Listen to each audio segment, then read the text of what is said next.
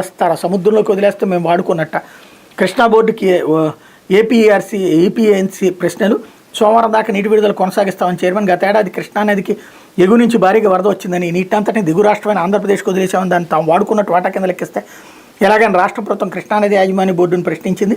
తక్షణమే ఆంధ్ర కృష్ణా జలాల విడుదల ఆపేయాలంటే తెలంగాణ శుక్రవారం కేఆర్ఎంబీని లిఖితపూర్వకంగా కోరడం గురించి తెలిసిన వెంటనే ఏపీ జలమండలి మంత్రి నిమ్మల రామానాయుడు, ప్రత్యేక ప్రధాన కార్యదర్శి జి సాయిప్రసాద్, ఈఎన్సీ ఎం వెంకటేశ్వర ఫోన్లో చర్చించుకున్నారు. బోర్డు చైర్మన్ అతుల్ జైన్తో మాట్లాడాలని ఈఎన్సీ మంత్రి ఆదేశించారు. ఈ మేరకు అతుల్ జైన్తో వెంకటేశ్వర మాట్లాడారు. రాష్ట్రంలో ప్రస్తుతం నాగార్జున సాగర్ నుంచి పంటలకు నీరుస్తున్న సమయంలో అకస్మాత్తుగా ఆపేస్తామంటే ఎలాగని ప్రశ్నించారు. బుడమేరు వరదంతా సముద్రంలోకి వెళ్ళింది, దీన్ని కూడా ఏపీ వాడుకున్నట్టుగా చూపుతారని నిలదీశారు.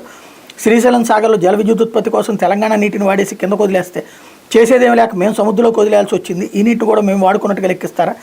శ్రీశైలానికి భారీగా వరద వచ్చిన తరుణంలో దిగువకు నీళ్లు వదలడానికి కూడా మేము వాడేసుకున్నట్టుగానే పరిగణిస్తారా? నీటి వాడకం లెక్కలు శాస్త్రీయంగా ఉండాలని స్పష్టం చేశారు. శుక్రవారం నాటి కేఆర్ఎంబీ సమావేశం సోమవారానికి వాయిదా పడిందని, ఆ రోజు నీటి లెక్కలపై ముఖాముఖి చర్చించుకుందామని చెప్పారు.